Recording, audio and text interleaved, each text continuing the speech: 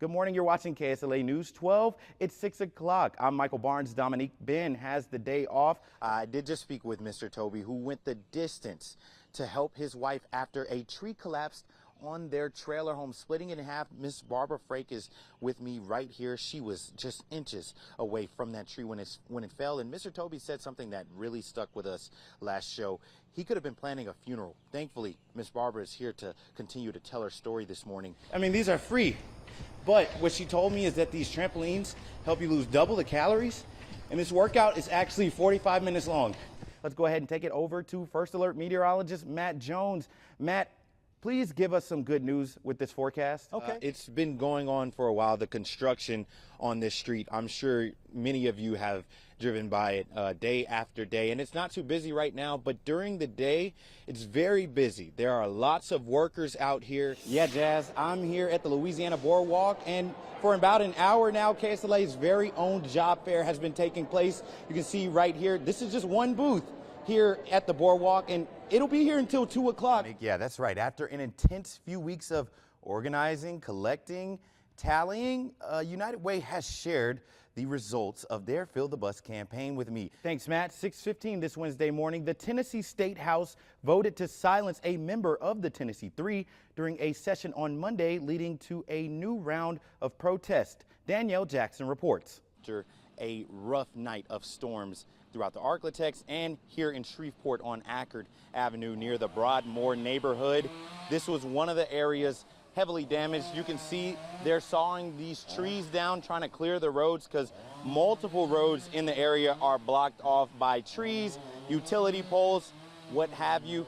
But this is just one of the areas affected. Now, if we go take a look at another area, Pines Road, that was one of the places hit by those storms, and multiple trees blocking those roadways. We talked to some residents in that area who say the storm was frightening, but they're glad it wasn't worse. When the trees start falling, the loud noise, I guess the wind must have been about 80 miles an hour, okay? But it came so quickly, you know, like a dip, and the next thing we know, it was gone.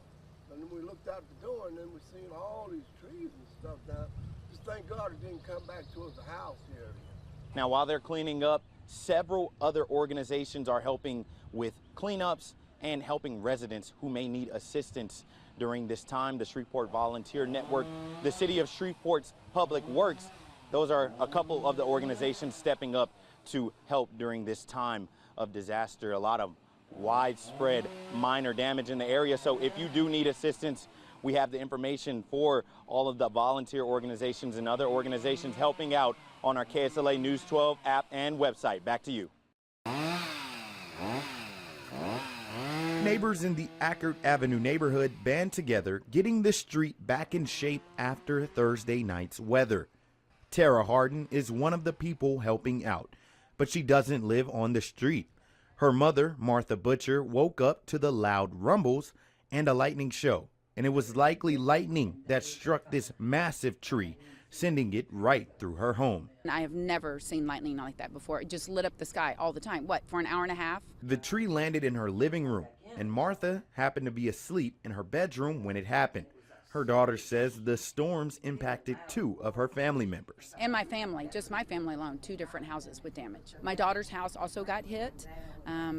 They have a tree that went down, fell on 2 of their cars, and also went through a playroom. She has 2 different trees that damaged her house. The family says material things are replaceable, and they're thankful no one was hurt. I'm just thankful that people I know are okay. I've already checked hundreds of families. I have a swim program, and thank goodness everybody is. I'm just thankful that everybody is okay so far. In the meantime, Martha will likely have to find temporary housing until her roof is repaired. And even so, they're happy to remain positive and make light of the situation. In Shreveport, Michael Barnes, KSLA News 12. Imagine dining at Chick-fil-A one evening or working what you think is a normal dinner rush when you're surprised by some slithering guests. I was grabbing dinner myself when customer Morgan Kuhnauth pointed out a couple of snakes on the restaurant's property. Other customers started to gather and tried to tell the employees of the Chick-fil-A on Airline Drive that they had unexpected visitors, but they weren't buying it. We didn't believe them. I thought it was a joke. So we ran outside and we saw them just sitting there. Employees Leah Sanford and Thomas Borghardt told me their first instinct was to call the store's owner and then to try and handle the problem themselves, but fear wound up holding them back. I don't do snakes, so Definitely not freaking. I was terrified. I was a little scared. A little? Terrified. A lot, yeah. I was really Terrified. scared. That's when Leah's uncle, Ron Cepeda, by some coincidence, showed up to save the day. We get out of the car, we see a bunch of people running over here, and we go over there, and it's just two little rat snakes. I was relieved when I saw my uncle run. I was like, oh my God, thank God. He came in like Indiana Jones, Perfect time. saving the day. Perfect time. He has a hat and everything. You feel like a hero? No. My niece is the hero over there. She's the one that handed me the stick to pull him out of there. Curious about Ron's bravery, I asked him if he had a background working with animals, but he explained understanding animals is a sixth sense you get when living in the South. I have a swimming pool, and we live by a pond, so every now and then I'll get a snake in the pool. But if it's not a water moccasin or anything poisonous, I'll get it out and I'll take it back over there. Ron, along with another customer, captured the snakes and prepared to take them back to their natural habitat. And some were way more relieved by the snake's departure than others. I would have been okay if it was just a normal day at work. Selling chicken. I hope I never have to do it again. Exactly. After a less than normal day at Chick-fil-A, the snakes slithered safely back on home. In Bossier City, Michael Barnes, KSLA News 12.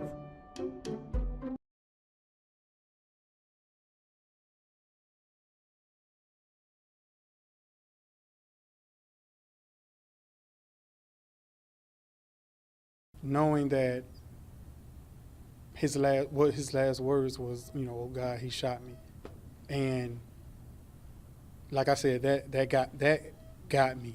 That was the brother of Alonzo Bagley, who was recently killed in an officer-involved shooting. Today, Louisiana State Police released body cam footage of the police encounter with Bagley that happened February 3rd. It shows two Shreveport police officers visiting Bagley's home after his wife had called 911 for help. One officer asks Bagley to step outside, and he says no. Hey, how you doing, bro? How you doing? Hey, what's your name? Alonzo. Hey, can you step out for me? No. Bagley's wife invites the officers inside, and Bagley moves to a back bedroom and appears to jump from the balcony. The officers chase after him.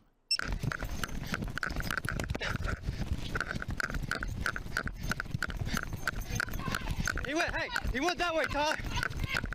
We're not showing the portion of the video when Officer Alexander Tyler appears to fire his gun, striking Bagley in the chest. Both of the officers immediately attended to Bagley and performed CPR. You would see him bleeding, laying on the pavement.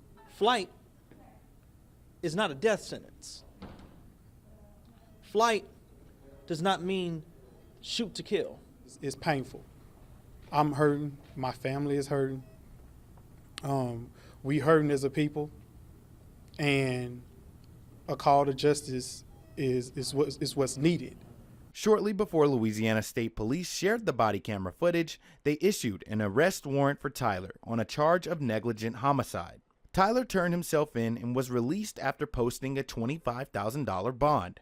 Tyler's attorney, Dew Thompson, says he believes his client did what he felt was right. Officers are faced with dangerous situations on a daily basis. They're trained very well to adapt and respond, but at the same time, these officers sometimes are in harm's way, and it's their perception, what they reasonably perceive at the time the incident occurred. Bagley's family and attorney believe some police processes and policies need to change. I want to know what immediate policy changes are going to take place so that there is not another Alonzo Bagley in the city of Shreveport. Some people in the community are upset with Mayor Tom Arsenault, claiming he took too long to reach out to Bagley's family. That's fair leadership. So our leader, new in office, he's failing us already. So those that didn't vote, this is what we didn't vote to get. Arsenault has since apologized and offered condolences to the family. It is heartbreaking for the family and all concerned. This is the kind of experience I hope no one has to endure, and I extend my sincere sympathy to the Bagley family. Words without actions are hollow. I think everyone hit the right tone, even if it's a couple of days too late. I'm fine with that. I'm only fine with that, though, and the family is only fine with that if we have tangible change. Michael Barnes reporting, KSLA News 12.